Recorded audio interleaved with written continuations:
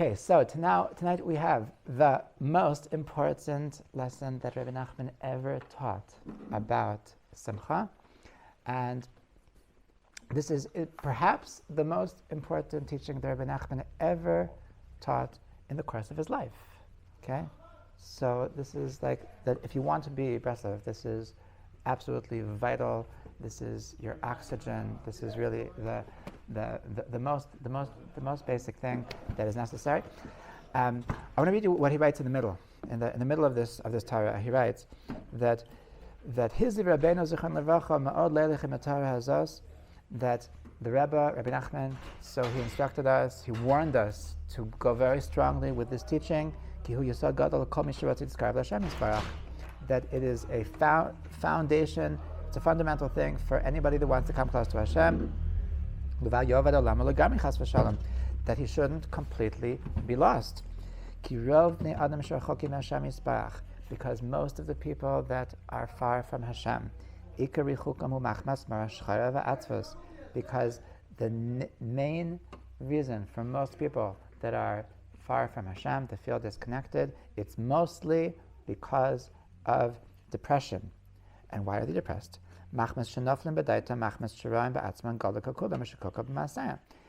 Because they see how much they messed up, how many mistakes they made. Because everybody knows that their personal struggles and all the times that they personally messed up, and they just give up and they say, okay, so Hashem couldn't care about me. I'm for sure hopeless. So this is the problem. This is the problem that people have in serving Hashem, in coming close to Hashem, that they feel that I'm such a goner, that I'm so, like I've messed up so many times that I'm hopeless. I'm hopeless. Like if I would have been a better lifetime, so I would have made less mistakes, and then I would have hope. But sorry, it's too late. It's too late. Maybe my kids will be okay. You know? That's in parenting. I heard it's a huge trap that parents fall into. That they think that my kids will be the revised edition of me, okay? And it's a very it's a very horrible thing to your kids to do, to make them aspire to be the revised edition of you, because the truth is that they have to be the unrevised version of themselves. Okay? And besides that, so you have to be the revised version of you, and it's never too late.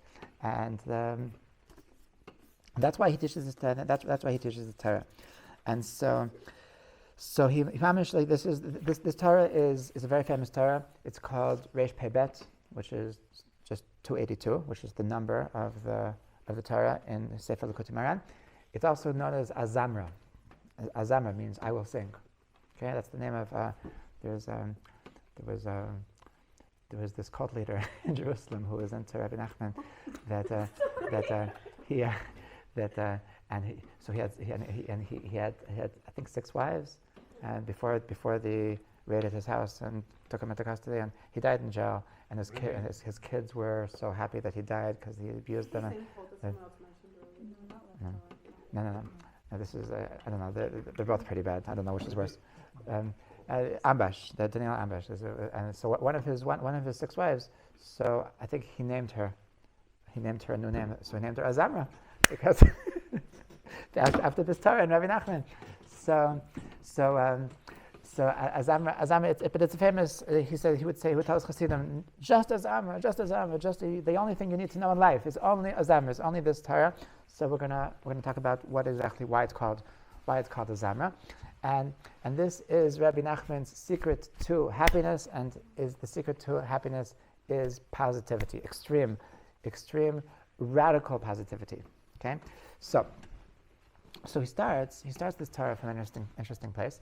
That he starts with a concept called Dan Lekaf Zchut, which actually is a normal concept. It's a concept that exists in Pirkei Avos, but he gives a whole new twist on what it means. The simple understanding of Dan Lekaf Zchut is judging favorably, is that if a person, like when you see somebody going to a non-kosher restaurant, so say they probably just need the bathroom. And when you see somebody driving on Shabbos, say they probably are having a baby, it's just giving the benefit of the doubt, right? Rebbe Nachman gives this a whole new twist, that Datan Kavschus means something much, much deeper than that. Okay, so he says, Afilu mishu rasha gamer, even when you see a completely wicked person. Okay, and when I say wicked, I mean wicked. I mean like really somebody really, really bad. So tzarich lechapes v'limtzu bo eze ma'at tov. You need to find and search in him a little bit of goodness. Sheba osamat in a rasha, that in that little thing he's not a complete rasha. Okay, so you have to find a complete rasha, and say that I can think of one nice thing about him. Okay, who can think of one nice thing about Hitler? Okay, we're actually. I would say that Hitler is an exception. I would say we're talking about Jews. I'd say we're talking about Jews, but we're not talking about that. That we're not talking about a Malek. A Malek is the epitome of evil. How do we know that? For a different class, maybe, but the epitome of evil, the essence of evil, doesn't have any good qualities. So there wouldn't be any goodness to find in the essence of evil. Okay, but actually, what we're talking about, regular people. We're certainly talking about Jews. That every Jew has something good about them. And so, what should we do? We should search for this little bit of goodness. So he writes this fascinating line that by A, finding this small amount of goodness, number two, dano tolakaf schut, and then you have to judge him favorably. What does that mean to judge him favorably? To say that, you know what, I found a little bit of goodness in you. You are actually an amazing person. That's what it means, judging him favorably. 1 second. And by doing that, you actually turn him into a state of righteousness. And number two, through this you can cause him to do tshuva. Okay, so you probably want to know that how could you do such a thing? It's intellectually dishonest, right? If he's 99.9% evil and he's 0.001% good, so why would you call him a tzaddik? Why would you think he's a good guy? He's a horrible guy, right? Is that what you're going to ask? No? Yeah, go. I was going to ask how the judging favorably concept compares to the concept that, like, I forgot who told me this, was one of the rabbis, that a Jew shouldn't be seen going into, like, a McDonald's or whatever because it makes them look bad, even if they're only going to get water or to sit with someone and not eat food. Mm-hmm. So, like, isn't that, like, kind of the opposite of... Yeah, no, it's not a contradiction. One's on the guy himself, that the guy himself should try to not look bad. And the guy that sees somebody doing bad, he should give him the benefit of that. So it's all the same. And the truth is that what the benefit of the doubt? The benefit of the doubt is that he has some extreme circumstance, right? So if he has an extreme circumstance, then he's exempt from this problem of not trying to look bad. Right? Okay, so the thing is that he's giving us this recipe of positivity, and now how is this going to? I'll give you the end of the story. How is this going to help us with our depression? Because in the next paragraph he says that just like you have to do it to somebody else, you have to do it to yourself. Okay, that it's not enough to look at everybody else that they're a tzaddik, but I am a rasha. That then you have to look in the mirror, and say to yourself, you know, it's true that I've made tons of horrible mistakes, but I've once in my life done something nice, so I should focus on that. So I'm actually not so bad. So I'm actually a tzaddik. So I should look at myself as a good guy, and this is how I take myself out of depression. Okay. So getting back to the first step. Okay, the first step, it's easier when we're talking about somebody else. Okay, well, it's easier because we have a habit of looking at ourselves as garbage. So to look at somebody else as being good, that's easier for us. Okay, so we start by teaching us how to look at other people as being good. So he says that first of all, you have to find something good about them. Number two, you have to judge them based on that thing. And by doing that, so you accomplish two things. Number one, that you actually make him into a tzaddik. And number two, And number two, that you are able to bring him to do tshuva. Okay? So the first question that everybody asks when they come to this piece in Rebbe Nachman is that it doesn't make any sense that if he's 99% bad and 1% good, so he's actually a rasha. How does it make sense to call him a tzaddik? How does it make sense to judge him favorably? Okay? So this is like one of the most fundamental things in getting ourselves back, getting ourselves into simcha, into self-esteem, into judging ourselves favorably, is to understand that the difference between things which are real and things which are fake. Okay, so first of all, even before that, so to understand that there's more to life than just quantity. There's not that. If you want to know how to assess something, so it's more complicated than just saying like what you're saying. What's here? Like the majority doesn't always dictate what I see in front of me. Okay, for example, that if I have a diamond and my diamond falls into a garbage dump. Okay, so I don't mind jumping into the garbage dump and being like then spending time there for a couple of hours because I know that there's a diamond there, right? And like if somebody's going to want to throw out the garbage dump, so I'll say no, you can't throw out the garbage dump, and they'll say why? It's garbage. No, but there's a diamond there. So but come on, it's so much garbage and it's just a little bit of diamond. Why are you caring about the stupid diamond? Because the diamond is so much more valuable than all the garbage. So when I look at this whole garbage dump, I see a diamond. And that's what I see. And that's the actual truth. Like from the objective value of it. So the diamond here is the more predominant part of this mixture. Okay? That happened to a guy who who threw his Bitcoin key out and it was worth like over $1 million and it was in a garbage dump and he paid all these people to try to find it and I hope he found it. No. Oh. And it's a little discount key. It's a little memory stick and like in this huge garbage dump it's like a needle in a haystack. Wow. $1 million. I think I forget the exact amount, but it was some like exorbitant amount. It's just like he didn't realize, it was like when Bitcoin was still cheap, he threw it out and he was like trying to. Well, okay. So like they have these like people that they had like their parents throw out their baseball card collection. No. So that's number one. Number one, that there is more to life than quantity. Okay. So the fact that I've messed up 3,785 times in my life, and I've made the right decision 3 times. So that doesn't mean that I am a guy who always makes the wrong decision, right? Because now, why is that? Why do we look at the 3,000 times as the garbage and the 3 times as the diamond?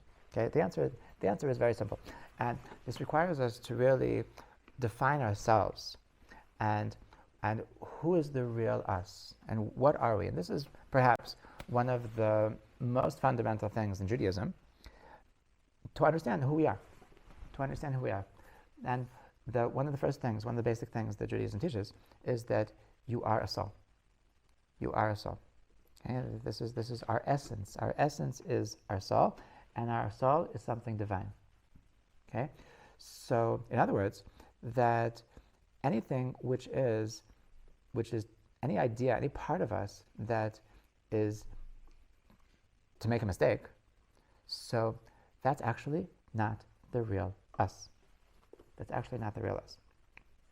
And this is such an enlightening thing. This is such a revolutionary idea to a lot of people, because you ask a lot of people, what kind of person are you? So they'll say, I'm a kacha person. I'm like I'm an in the middle kind of person, because like sometimes I like to do good things, and sometimes I like to do bad things. So that's the way I am. I'm an in the middle kind of person. But the truth is that all the times that you want to do good, that's the real you. That's the real you. And all the times that you want to go to Tel Aviv, that's not the real you. As in, yeah. Separate beach. There's one in Tel Aviv. There's Oh, really? yeah. So Totally.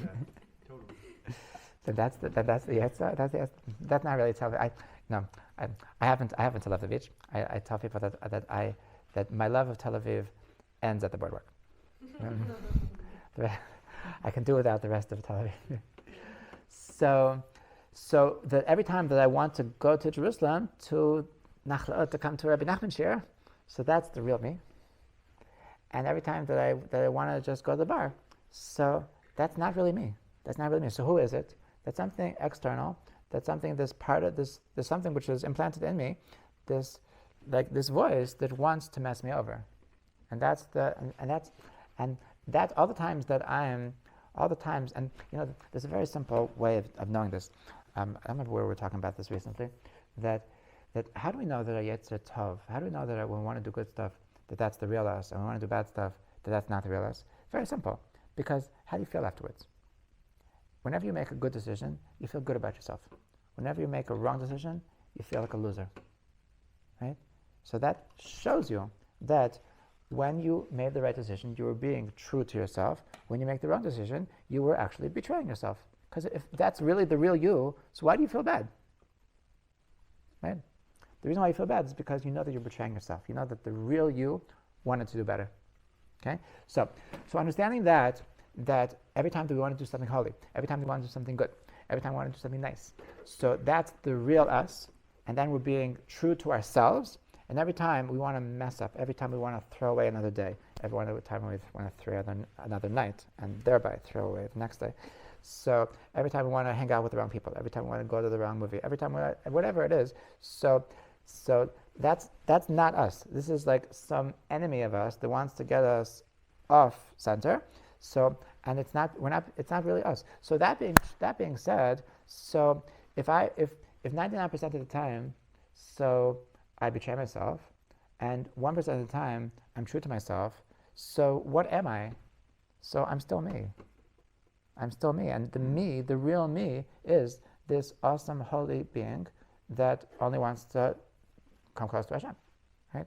So this is like the fundamental understanding of why that when we do make right decisions, we're actually being true to ourselves, and that's why that's the diamond. That's the thing that has worth in terms of evaluating, assessing that what am I, and every time we mess up, so. And messing up is relative. Like everybody.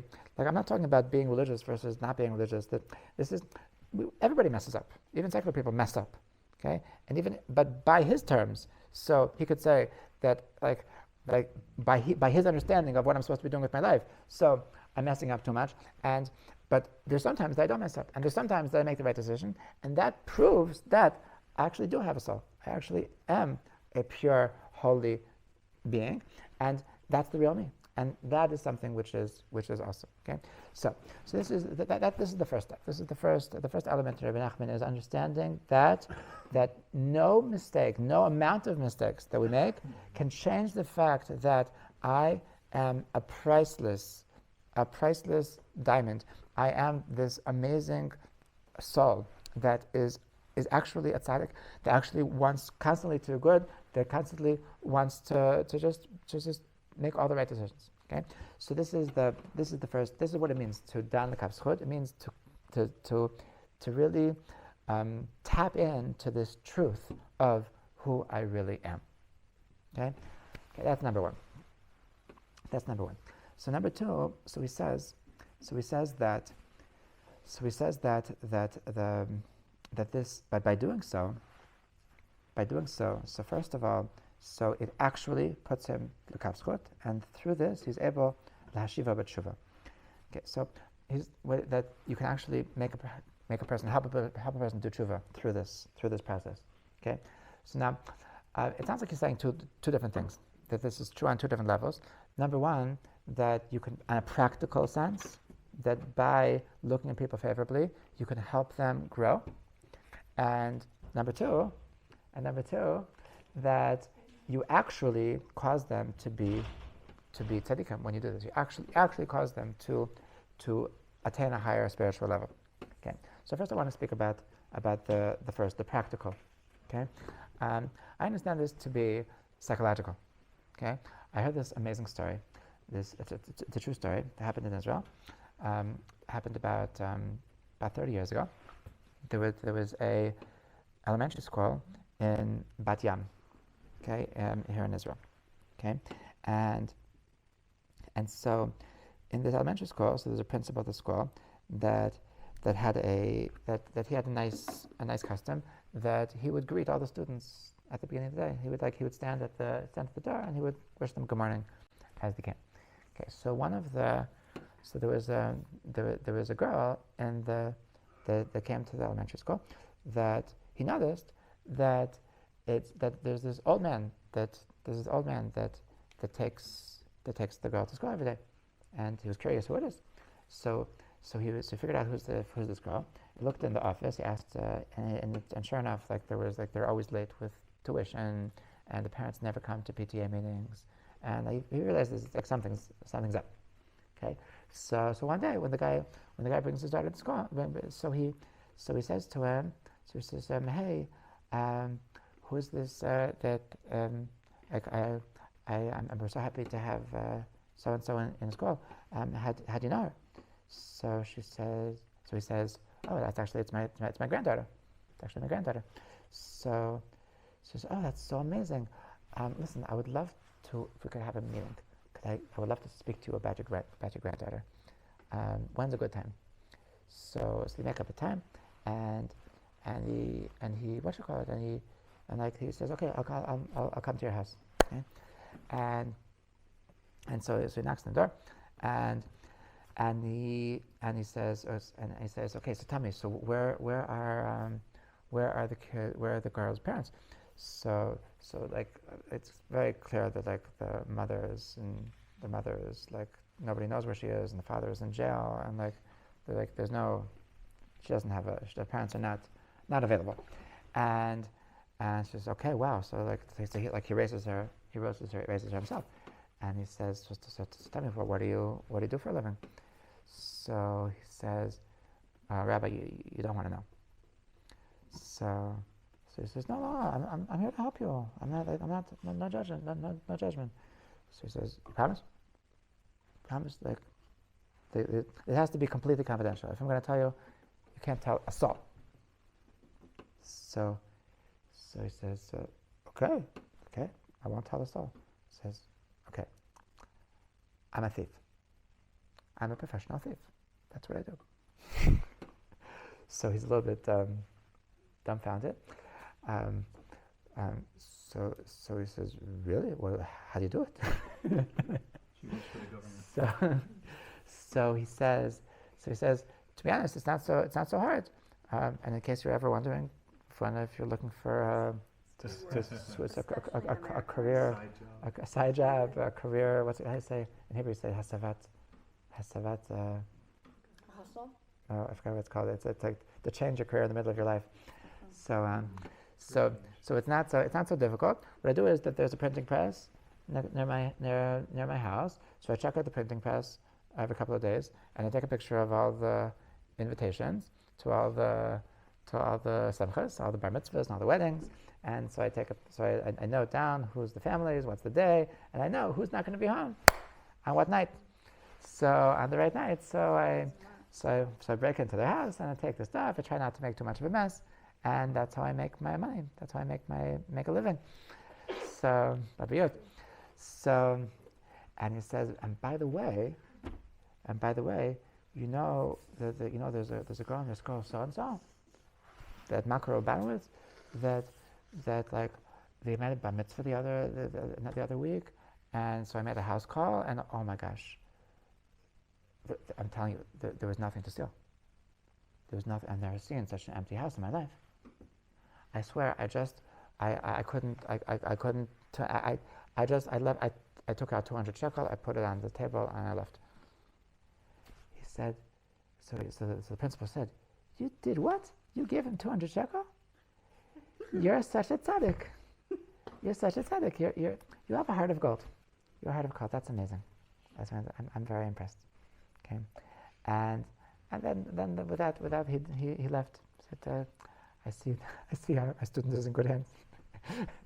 so they parted ways. Okay, so a couple of days later, So there's a knock at the principal's office. And so he says, yes. So the guy comes in, and it's the grandfather. And so he says, how can I help you? So he says, Rabbi, I have to talk to you. First of all, there's something I don't understand. First of all, that seconds that, I'm so disgusted with myself. I can't stand to look at myself in the mirror because I know what a disgusting piece of garbage I am. And I know that I pay my bills by taking other people's hard-earned money. And I know that I'm doing horrible things every single day of my life. And you, seconds after hearing of what a disgusting person I am, seconds after hearing that, you were able to look me in the eyes and say that I'm a tzaddik and I have a heart of gold. It doesn't make any sense. What were you thinking? But that's not my main problem. I'll tell you that ever since we met, so I've been getting ready to go to work, and right when I'm out, I'm ready to go out the door. So then I hear this voice echoing in my ears. You're a tzaddik. You have a heart of gold. and I think to myself, I can't. He said you're a tzaddik. You can't go steal. Come on, you have to do something nice. You're a tzaddik.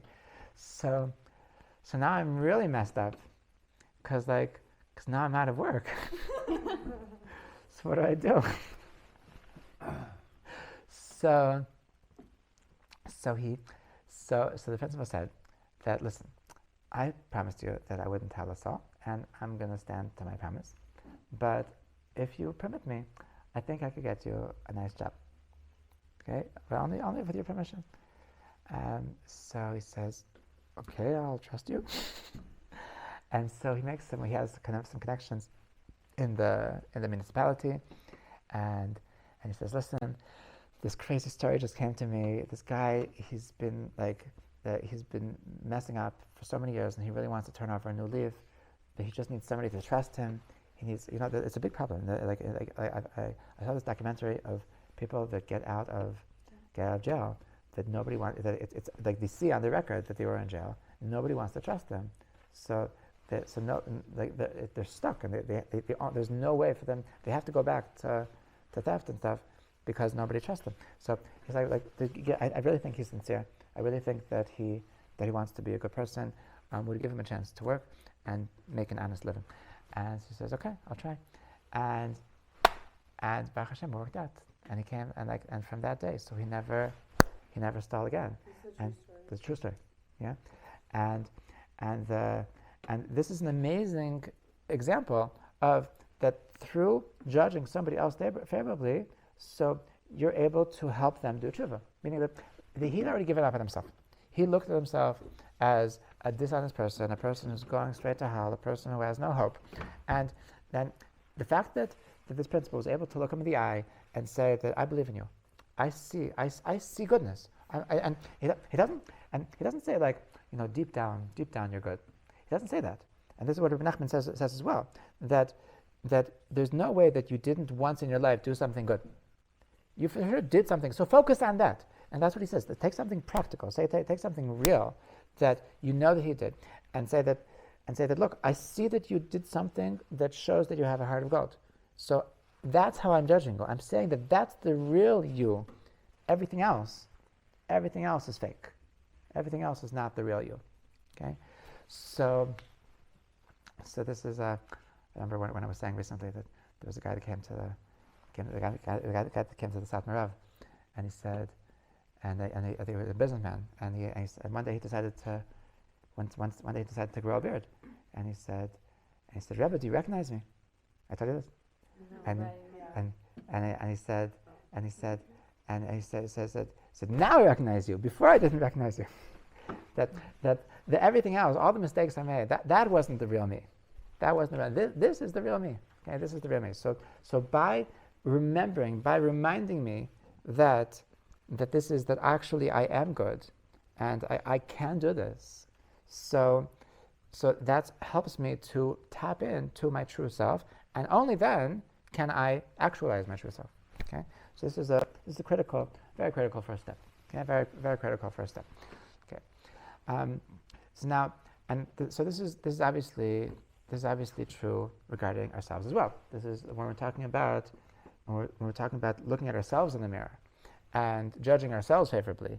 So that Rabbi Nachman is instructing us that we can look at ourselves as having made so many mistakes and having always messed up and having tried so many times and failed.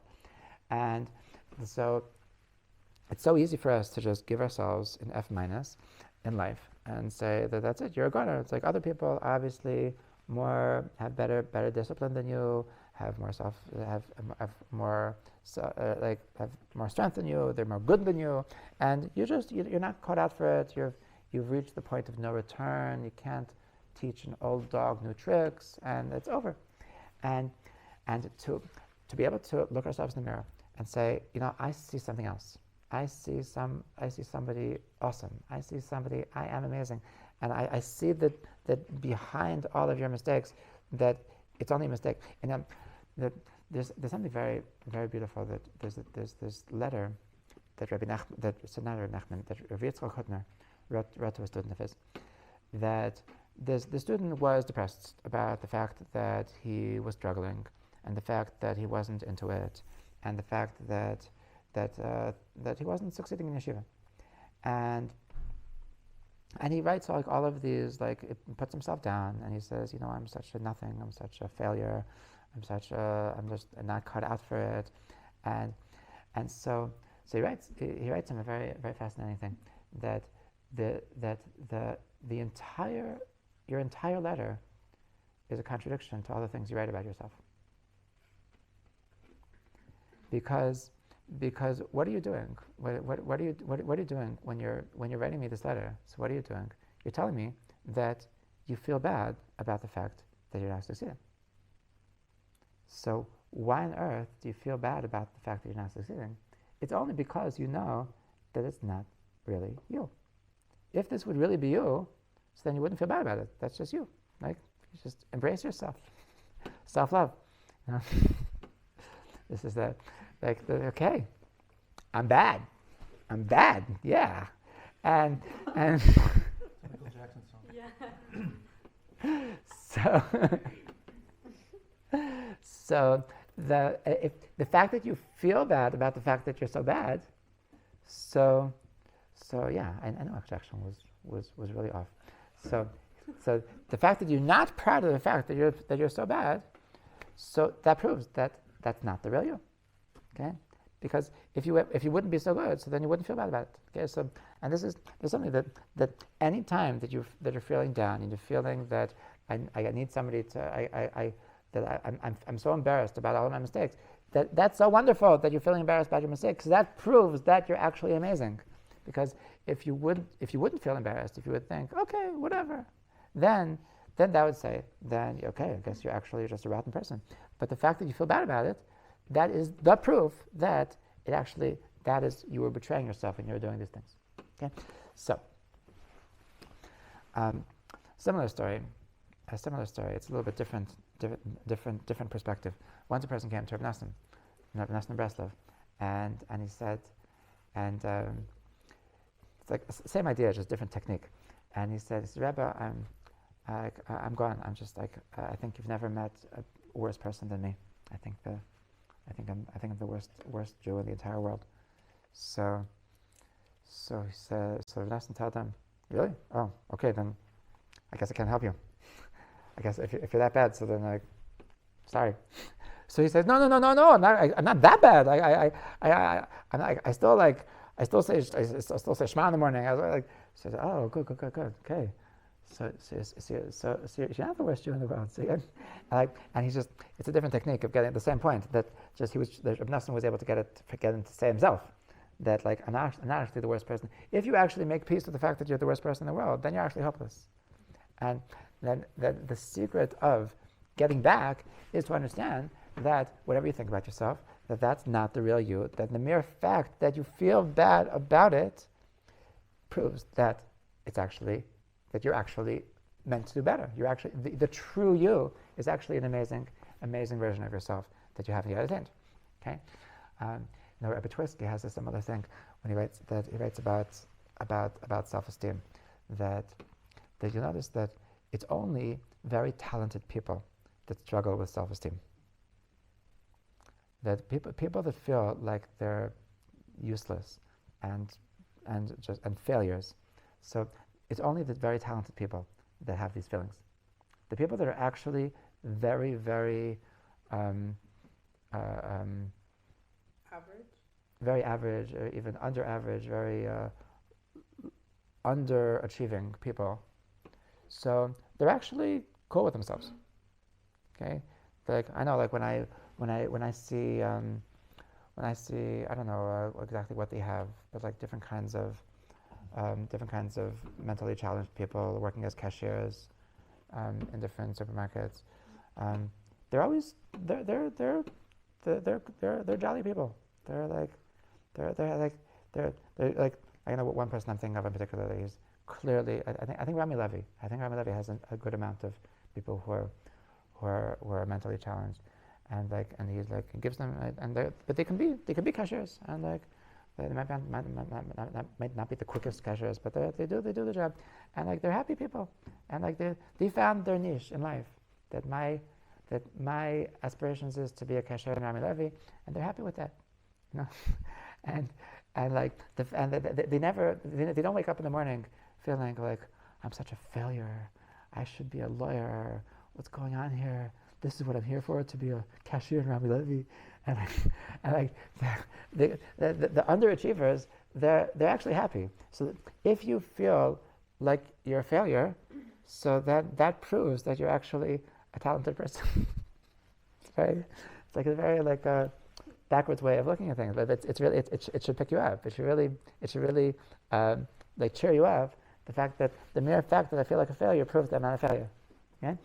So if you don't feel like a failure, you're actually a failure. No, you might be a success. It's awesome. You might not be. Yeah. You might not be self-aware. If you're a failure and you don't feel like a failure, then it's a sign that you're. Yeah. Okay. So. What? Believe in failure. Hmm? Do you believe there's such thing as failure or just learning? Okay.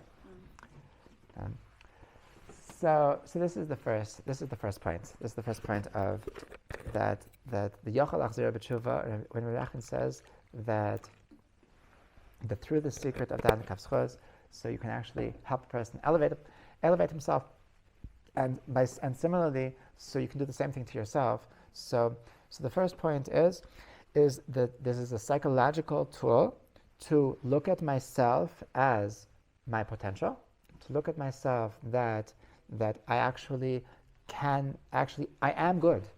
I actually am good, and by doing so I'm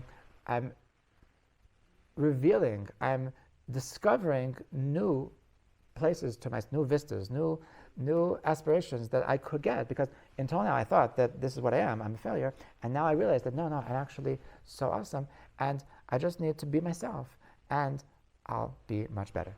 Okay, this is the first point. This is the first point that Rebbe Nachman is saying, a psychological tool in order to help us inspire ourselves to do better. Okay, but the truth is that he says something that it's actually even deeper than that. And he writes that by doing so, by simply judging a person favorably, by simply looking at a person and saying that, I look at you as a tzaddik. I see the tzaddik in you. I judge you as a tzaddik. So by doing so, Rebbe Nachman says that you actually turn him into a tzaddik. Now, what does this mean? This sounds like something even deeper, something spiritual, something spooky, right? So there's another teaching in Rebbe Nachman that I think is very connected to this, and this is like with the. It's very relevant to this thing of judgment, and and when it comes to, we have to be very careful. When it comes to judging favorably, the Mishnah tells us to judge people favorably. So you could ask a question: why does the Mishnah have to tell us to? Thank you. Why does the Mishnah have to tell you to judge people favorably? Why should we be judging at all? Wouldn't that be nicer? Just don't judge.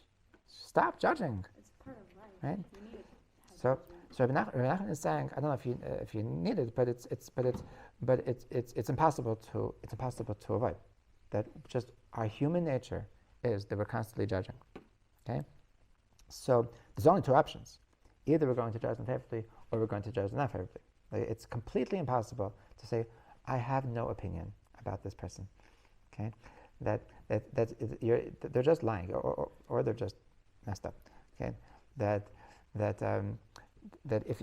everybody we're constantly judging. That everybody that we meet, is this a person that I want to come close to? Is this a person that I want to avoid? Is this a person that is dangerous? The person that is safe? We're constantly judging people. And Rebbe Nachman, the Mishnah is telling us that the way to judge people is to judge people favorably. So now the Rebbe Nachman in a different Torah, in Torah Kuf Yud Gimel, so he says an amazing teaching from his grandfather, from the Baal Shem Tov, about judging. And that is, you have to be very careful to always judge people favorably, because you have to know that every time you're judging somebody, you're actually judging yourself. Okay? And he brings this, it's a very spooky teaching. He brings a proof to this from the story in Sefer Shmuel. That there's a story in Sefer Shmuel with David HaMelech that the David HaMelech, so he made some mistake that in the way that he married his wife Bathsheba, and he knew that he was supposed to marry Bathsheba, but he already had other wives. He already married Michal Bashal, but he knew that the Bathsheba was supposed to be his zivug. He knew that Shlomo Melech was supposed to come from that. He knew that Mashiach was supposed to come from that, and so he took she was married at the time to this guy named Uriah, and so she sent her husband to war in the front lines so that he would die. Okay, so, and this was considered a mistake. This was considered a mistake on David HaMelech's part. The Gemara says that it's not what it seems to be. But I have to but just at his high level, it was considered a mistake. But whatever it was a mistake. And so the story goes that the Hashem sent a prophet to rebuke David HaMelech, and he sent the prophet named Nasan Hanavi. Okay, and Nasan Hanavi, he came to David and he said the following: Dear king, there was a story that happened in your kingdom, that there was a man that he only had one sheep, and this sheep was his entire life and his entire sustenance, and he was able to stay warm because of the wool of the sheep. He was able to drink milk because of the milk of the sheep, and it was everything, it was his entire life. And then there was another man that had many, many, many sheep, thousands of sheep, and he went and he took to the poor person's sheep, and he took his only sheep and he stole it from him. What is the judgment of this man, dear king? And so David HaMelech said, he should be put to death. That's horrible. That's disgusting. So he said, His Highness, that is exactly what you did, and Hashem is very upset with you, because Uriah Achiti, he only had one wife, and you have so many wives, and why did you need to take his? Why couldn't you just be happy with your own? Okay, so then he was punished and whatever, and so the Baal Shem Tov sees in this story a very interesting thing, that why did he need this whole story? Okay, the reason is because he needed David to judge the situation himself, and whatever he judged, that's how Hashem would judge him. Okay, so this is the Baal Shem Tov says this is what it means. There's a Mishnah in Pirkei Avos that Hashem judges a person midaito v'shlo midaito. That Hashem judges a person with his will and without his will. So he says, what does it mean with his will and without his will? So it means that because he actually asks the person, what do you think? How do you think I should judge you? But he's not going to tell him that I'm talking about you. So what's he do? He sends something in front of him that's a similar thing, and he waits for your judgment, because he knows you're going to judge, because you're human. And if you judge the person favorably, then you are judged favorably. And if you say, well, he's such a disgusting person, so then Hashem judges you unfavorably. Okay, so this is just a crazy idea, that how important it is to always look at everybody in a favorable manner, because whenever we're judging other people, we're actually judging ourselves. Okay? And I see from here that there's this reality that judging creates a reality. Okay? That Hashem doesn't judge himself. Hashem wants us to take part in the judgment process. Okay? So this being said, so when I'm able to look at this person, and that he's 90%, 99% bad and 1% good, and I'm able to say that I see the goodness of this. So Rebbe Nachman says that creates a reality that the objective reality now becomes that he's considered a tzaddik. Okay, that he's going to be treated by Hashem as a tzaddik because that's how I looked at him. Okay, in other words, that Hashem treats the world the way that we treat the world.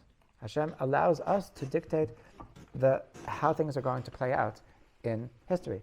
Okay, and so if our perspective is a positive perspective, so this is true in many ways. It's a crazy thing that Hashem does with us, that Hashem treats us the way that we treat ourselves.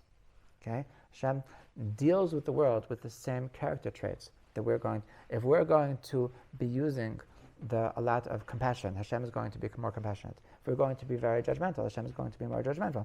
Okay, so this is the crazy thing that Hashem really allows us to be partners with Him in the way that the world runs. So this is what it means that Yachol be'emes lashiva, that ma'ale also be'emes l'kav zchus, that you actually turn him in tzaddik. What does that mean? You actually turn him in tzaddik. That means that his actual status is dependent on just the way I looked at him. Okay, whenever we're looking around, we're changing realities. Okay, when I'm looking at somebody and seeing him as good, so like I'm throwing this beautiful paint at them and making them just more beautiful.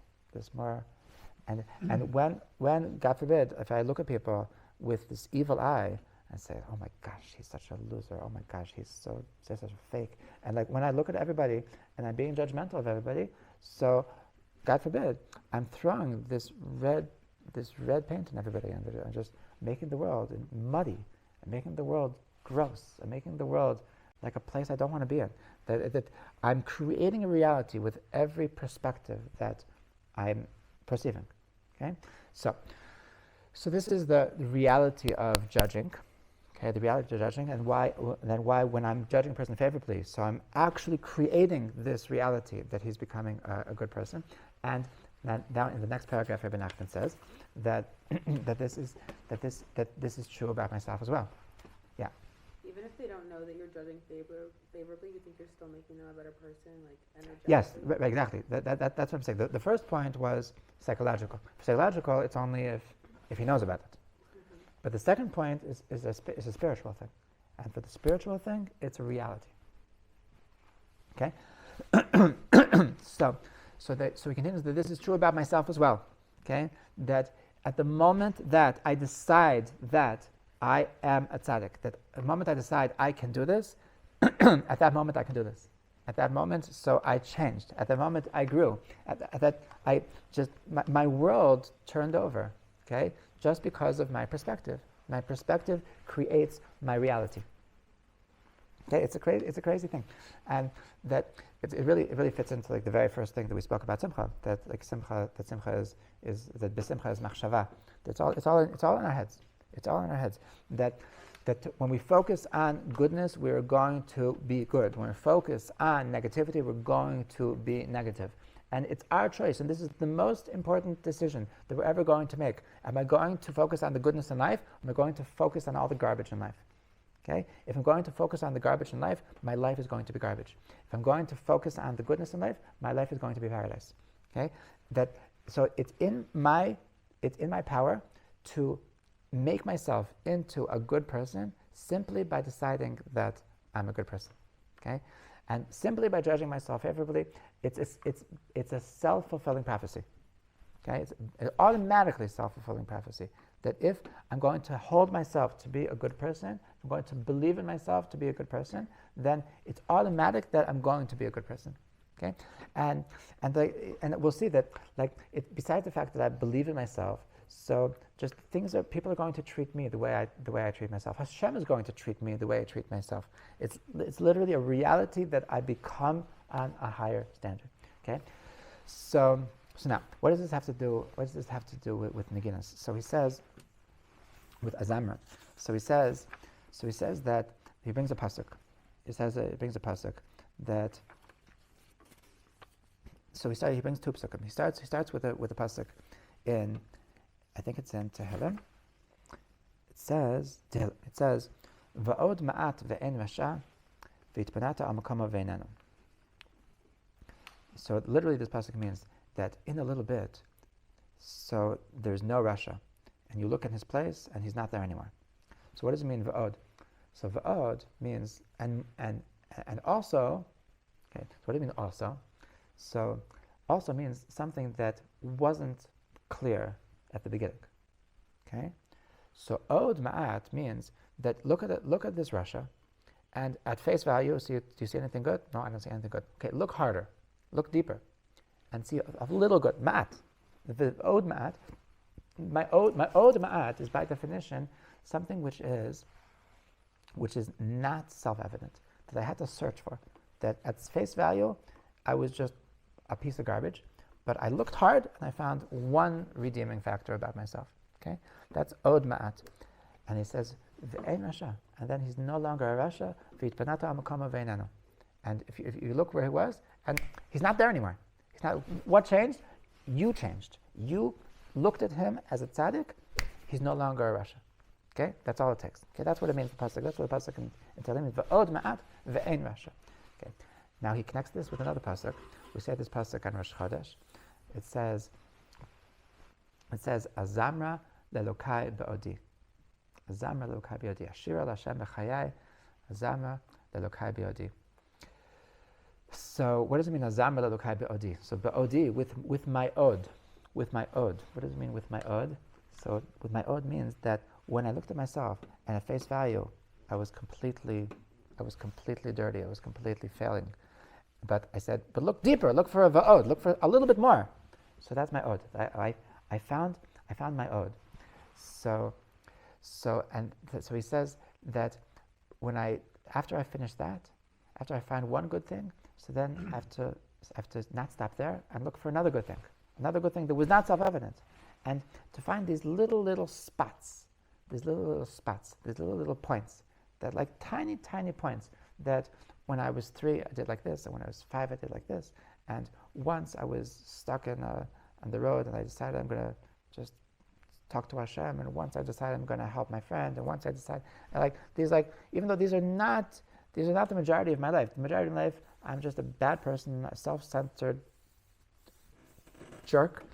And once in a while, so I do something nice, and just collect these little points. And so he writes, by collecting these little points, so I make a negina. By collecting these points, I make a melody. Okay, and that he explains in parentheses that music is all about selecting. It's all about that to take the good from the bad. In other words, like he's speaking specifically about the wind instruments, that I don't allow the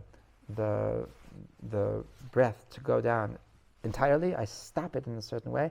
By not allowing it to go, that's how it makes the precise tone that I want from it. Okay, so it's the selection of the good part of my breath from the unwanted part of my breath. That's what makes the melody so beautiful. And one, and then another, and a different note, and different note, a different note. And it's only by having all these different notes, all of these selections, all of these little pieces of good that I'm able to take from my messed up life, take these little pieces of good, that these little notes, when together, they make a melody. That's what it means, a zamra, lelokai bi'odi. That once I make enough points together, then I'm able to sing to Hashem. That's what it means, a zamra. Okay? So this is Rabbi Nachman's recipe to success. This is what Rabbi Nachman's recipe to Simcha is, which he says is the most important value in being a good Jew. He says the majority of people that fail into Judaism, it's all because of depression. It's all because they look at themselves as has-beens, look at themselves as failures, look at themselves as hopeless, and it's so in our power. It's all like, if you decide that you're a failure, then you'll be a failure. So maybe stop deciding that you're a failure, and just to recognize that you did something right, and that was the real you. Everything else, that was not the real you. So it's pretty simple.